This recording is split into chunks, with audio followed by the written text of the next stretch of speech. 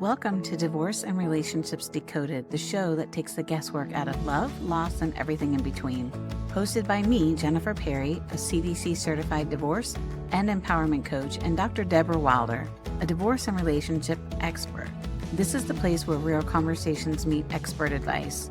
So get ready to decode divorce and relationships like never before. Divorce and Relationships Decoded starts now. Hello, everyone, and welcome back for another episode of Divorce and Relationships Decoded. I am one of your hosts, Jennifer Perri. I am a CDC certified divorce and empowerment coach, and I am joined by the amazing Dr. Deborah Wilder, who is a divorce and relationship specialist, but she is also a certified narcissistic abuse treatment clinician. Yes, thank you. How are you doing, my friend? I'm doing very well. And how are you doing? I am doing fantastic.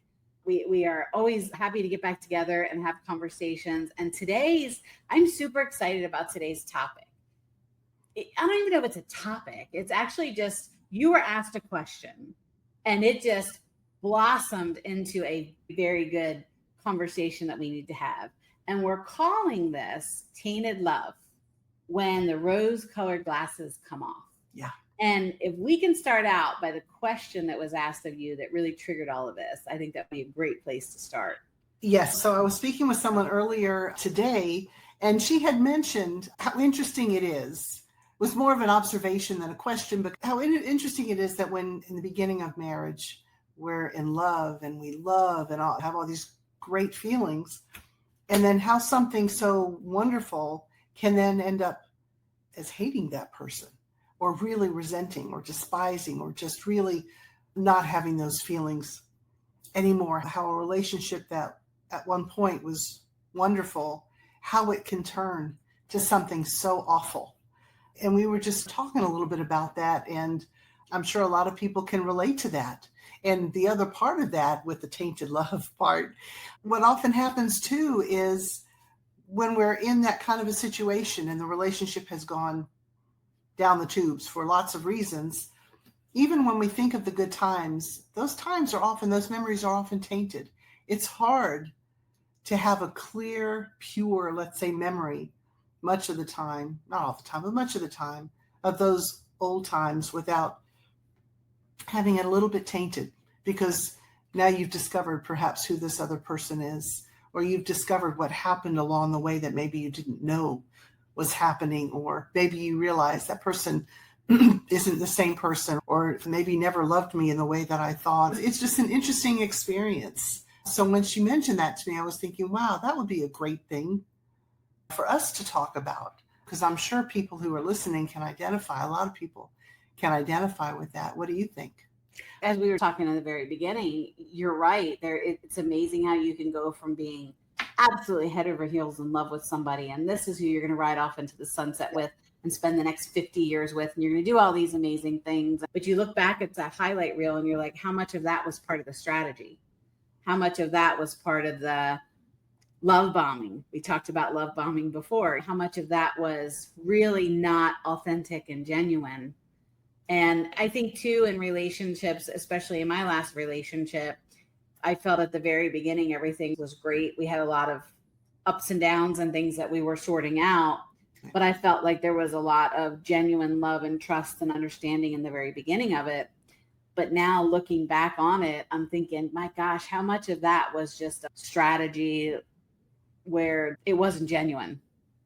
I totally can see where you're coming from and the question that was asked, because you meet somebody, you fall in love, they're everything you ever wanted in someone. And then the next thing you know, you're litigating and it's ugly and the kids are involved and assets are being hidden and all that. And you wonder how you got there. Yeah. And there's something you said that I always remember is the very beginning, your personal representative comes forward and shows up the way that you want somebody else to receive you. And it's almost like, I'm going to give you the best version of myself and I'm going to send what that looks like. And then as you start to get to know the person, you start to see the warts on the frog kind of thing. It's a two-way street, right? We start to show maybe things about ourselves that are more laid back and casual. And I always look at it as you meet somebody and the first time you meet them, they're dressed up in a really nice suit. They smell good. and they look great. And then it's like year one goes by and they start smelling like BO. And then the t-shirt that was white now is black. Oh no. It's like that gradual progression of, oh my gosh, what did I get myself into? So when you're working with people that are in the divorce space, or that are trying to navigate some issues in a marriage that maybe is in trouble, what do they see? Do they start questioning every movement, every action, everything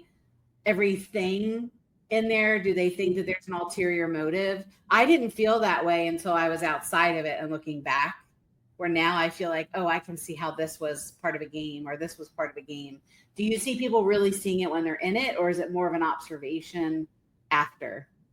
I think a lot of people see it much more clearly afterward, but when they start seeing it, and a lot of people going through divorce, that's when I tell folks divorce can bring out the best and the worst in people. And so just hope for the best, but be prepared for the worst.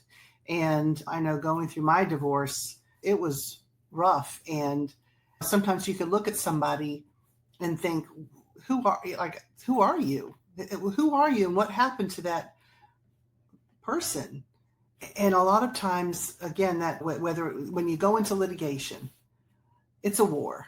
Oh yeah, it really is. It's a war. And unfortunately, I think a lot of times divorce doesn't have to be a war, but it becomes, depending on the resources you're using. Some attorneys are fantastic and they try to avoid war at all costs, and others, that's what gets their blood going. Yeah. And that's what they do very well. And so that's when the ugly and the dirty and the nasty can come out. And when you talk again about the tainted part, let's say there was bad behavior, an affair or something, but the spouse didn't know that was going on, but found out. And as this person looks back over the course of the history of their marriage, they might think, how much of what I thought was good, let's say, was real, or how much when I was married or early on, how much did I know? Or let's say this person committed a crime and went to jail. How much was I aware of the side of this person? And I'm not talking about personally, but I'm just referencing. So how much would I, as a married person, with having that reality hit me, let's just say, going through divorce or finding out something, it's hard to look back, I think, and feel all those good feelings. It's not impossible. I'm sure that many people can do it, but the tainted part, our memories actually pure anymore, because you can look back and look at someone and say, we look so happy in these pictures, but then you think, I know what he became, or I know what she did. So it's hard to look at those pictures. I know people will cut up their wedding photos. Mm-hmm. They'll get rid of those because they don't want to see that, because to them, in many ways, it's baloney. It's fake. It's not real. So this is the part that's interesting. And the person commented to me, again, just how can love turn into hate, where you actually hate the person you used to love, and I think we've talked before about people going through divorce, and ultimately it's best if you can get through it without destroying the other person, but it doesn't always happen. But when those glasses come off, I do remember there were times toward the end of my marriage when we had grown apart, and when I would be in bed thinking, I felt like I was with a stranger. Mm-hmm. We had gotten so estranged, and just we were living our lives and things like that, but it was just, and as many years, and fortunately, as I've said before, we have a pretty nice relationship now. But as we were going through, it was, I was not looking at him as this man that I used to love. I was like, oh, please God, get me through this. Let me and the kids, let us get through this and just be able to rebuild and that sort of thing. But it's a very weird feeling to look at pictures of yourself when you're married or early in married life or with little kids, and you see a happy family, and it was happy then, or most of the time it's happy in most of these situations. But when you're dealing with someone who, like you were talking about, who's deceptive, and when there's a strategy or there's a plan or there's a kind of an underlying goal of perhaps destruction, you have to wonder, again, who is this person? Who is this person really? So that's where I think part of it is the tainted love part, is being able to look back, and can you really look back and say these were really great memories and just stay in that time? Or is those were great memories, but now I know what this person did. Now I know what he did, or I know what she did, or I know now what was going on at that time, or I never realized that person could do this sort of thing. What do you think? I always try to look at it through my own rose-colored glasses. And I'm not saying that there weren't moments of just pure joy where everything was authentic. But as I'm on the other side of it and I'm remarried to an absolute, like, amazing, amazing person, I can look at my relationship now and realize how much was lacking in my previous relationship, and also can see how that all turned out and what has happened in that particular person's life since then. How much of what I was putting my heart, soul, everything into was actually a game. And that starts to make you question yourself. And I know a lot of times it's usually the women, even if it's not the woman who is causing maybe the divorce or the separation, looks back and takes a level of responsibility in all this and said, well, it must have been something that I was doing. And really, I felt like I was checking every box. I felt like I've checked every box in every relationship I've ever been in, because I feel like I've always shown up, been there, been taking care of everything and making sure there was at least stressful life for my partner as possible, because I felt like that's what I was supposed to do.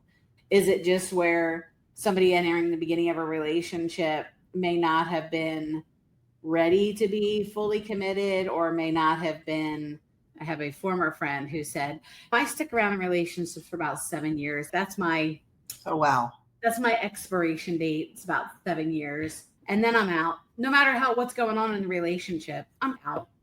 And I remember asking her one time, how in the world can you do that? She's like, well, I just do. And I would, do you tell anybody ahead of time? No. I didn't tell them. So there's those type of people who go into the relationship with that agenda. Yeah. And maybe there's other people who just, I don't know if it's a narcissistic tendency, if it's a non-committal, like what would be causing that to happen in a relationship when the person you are assuming is an authentic, genuine, we're going to be together 50 years relationship. And then the next thing you know, you're just punching it out in court. And now you can't stand the sight of the person. Is it a behavioral thing? Is it, and maybe that's not even the right question. No, I just try to figure out what it is. Well, yeah, I think it can be so many things. It could be that something happened, or it could be that you just, or people grow apart and they don't conduct themselves so well, perhaps, or maybe with the kids, the parenting is so different. I think people are waiting a little bit longer nowadays to get married, which I think is much of the time a good thing. But you know what? If you get married so young, you kind of grow up. You're growing up together. And there's so many things I think about. I know there's so many things about myself that I didn't know when I got married. And I was 26. It's not like I was a baby. I was still 26. But there's so many things that I've learned about myself along the way that perhaps had I known, I would have either conducted myself differently during the marriage. I would have made different decisions. Things could have been different between me and my ex-husband. But we learn a lot along the way. And sometimes, again, we can discover things that we can't live with. Or the other person might just say, I'm out. And then you can't really do anything about that. If one person wants out, the divorce is going to happen. But sometimes, and then again, going through the divorce process, the nastiness that can bring out, that just makes it worse. And that's hard. And when you have kids, the pain doesn't always go away because your kids are suffering much of the time too. So it's like, how could you forget about me? How can you do this to the kids? And then again, I was looking at family photos and it looked like such a happy family. And here you are, let's say mom playing in the pool with the kids, but you left us. Like, what kind of a mom are you really? Were you really that person? So it's complicated and it's a sad thing. It's really a sad thing. And that's something that we've talked about before, the grieving, because you're grieving what you hoped was going to be, what the promises that were made to you, that you made, that are no longer existing. You're grieving what you thought life was going to be like you said, spending 50 plus years sitting on the front porch holding hands in your rocking chair. So there's a lot of grief going on, and grief and anger and frustration and all sorts of things. And this is why, and I know you've talked about this before, those couples who are getting married, the young couples, or people to be able to have some premarital work. Absolutely. To see how much you're on the same page and really try to get this stuff out on the table so that you can talk about the feelings that you have about family, about children, about work, about friends, about whatever, money, religion, so many things to talk about so that you don't have these either impasses or awful things that happen in these major events, perhaps, or major changes that happen, so you don't discover that this person was not who you thought he or she was. That's a very important thing that people can do. But it is very sad. It's very sad to see when two people who did have potential end up in the state of either hating or resenting or just so different. So different. So, yeah. I agree with you. I've heard people refer to marriage when they were younger as their starter marriages. Yeah, this was my starter marriage. And I had never thought about it that way. Even when I married my first husband, who ended up being a nightmare, I didn't go into that relationship looking for the exit door. I thought, I was younger. I was 20 when we got married. And you're right, you grow up together and you realize what you like and what you don't like. And then you find out pretty quickly that what you don't like is the person you're married to and their behavior. And you try to make sense of it. You try to find compromise, and then you start blaming yourself, and then you end up in a situation that you're in. I do agree with you. People are waiting much longer to get married. I think premarital counseling is a huge thing. I think making sure that you're sitting down and you're having date nights and you're still being the number one relationship outside of the relationship you have with yourself, the relationship with your partner, and staying in touch and making sure you can communicate what you each need from the relationship.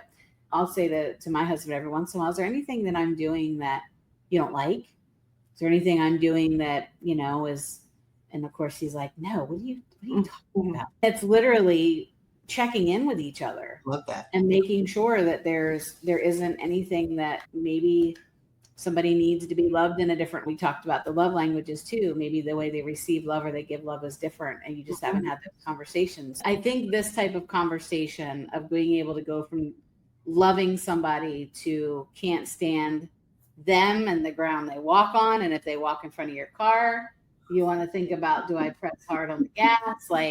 Unfortunately, we're always going to have probably that. And I think that social media just allows it to happen a little bit quicker nowadays, where you get to know people. That causes a lot of animosity in relationships as well. And it's definitely something that I talk about when I'm talking with my coaching clients, if they're considering separation, and I'm sure you probably do the same thing. How much does social media play into this? How much do you feel that, and almost every single time the woman says, I think there's something going on. I think there's something going on. I think there's another person. I walk up to them and they turn their phone off real fast, or I don't have their passcode. We didn't have that back in the day. I didn't have to deal with that. You probably didn't have to deal with that at all. You've been going through what you went through. But I think it almost makes it where you have a level of cynicism in every relationship that you have anymore. That's just me. I feel like that. No, you're right. Yes, I'm sorry. I didn't mean to cut you off. Oh, no, go ahead. I agree with you with the social media. I was just kind of laughing a little bit. Hopefully, if you run into your ex and you're not still loving that person, just show a little restraint. Social media is very interesting, and so much of it is disengagement. you're scrolling and disengagement. But if you think about the couple who was at the Coldplay concert, who, like, you can run, but you can't hide. And at some point, you think, what are you thinking? But in that moment, how many lives were just devastated? Mm-hmm. The guy's wife and maybe the lady's husband and the kids in just a moment because of, again, deception, like what we were talking about, or poor decisions, or whatever it is. Like, how many lives were ruined or certainly terribly affected in that one moment? Mm-hmm. So yeah, it's easy for trust to be eroded when certain things happen, like the secrecy or things like that. But the ability for love to change into something so opposite of that. It doesn't have to be hate, but it can certainly be resentment and just shaking your head thinking, who are you? And who are you now? And as you mentioned before, yes, I think most of the time when we meet people, we send the best, we try, I think, to show up as our best selves, our representative. But then over time, you realize the reality of who these folks are. And hopefully you still care about that person and care for that person. But sometimes if you're in a relationship with someone who's devious, you're not going to see that person right off the bat. And enough damage is going to be done. So by the time you do see it, that's a tough place to be. But that tainted love and the concept of going from being in love with someone and pledging your lives to each other in sickness and health, good times and bad. Sometimes bad times are too bad to maintain that love in that marriage. And that's when things take that turn. And that's what we're talking about today. It's just an interesting concept. Thank you for bringing this conversation. I think it was a good one. Yeah, it was a good one. And if I say one more thing, and I've said this before, when you're going through a divorce, you might feel that incredible resentment and that awful feeling of hatred and all that. Feelings can change over time. The way you feel about your spouse going through divorce can change over time. Again, my divorce was bad and I did not have good feelings and it took a while, but my ex-husband and I get along very well now. And so things can change. You don't have to be constantly for the rest of your life in that pit of hatred or resentment or whatever. It still may be there, but it's an interesting change. I'm glad we talked about this too. Thank you again for another wonderful conversation. And if there is anything that, this maybe what we're talking about today prompts a question or feedback, or please make sure you send it to us at questions@drdecoded.com. We are here to help make some of the topics and the conversations about divorce and relationships easier. We are definitely here to help you. All of our contact information is below in the description. And I look forward to coming back and having another conversation again next week. Thank you so much, my friend. I appreciate you. Thank you. I appreciate you too, always. Bye, everyone. Bye. That's a wrap for this episode of Divorce and Relationships Decoded. We hope you found today's discussion insightful and empowering. If this conversation resonated with you, we'd love for you to share it with someone who might need to hear this message. Remember, healing, growth, and transformation happens one conversation at a time. If you have a question, a story, or a topic you'd love for us to explore, we'd love to hear from you. Drop us a note at questions@drdecoded.com. Your thoughts and experiences are always welcome here. Thank you for joining us, and we'll see you next week for another insightful episode of Divorce and Relationships Decoded. Until then, take care and keep moving forward.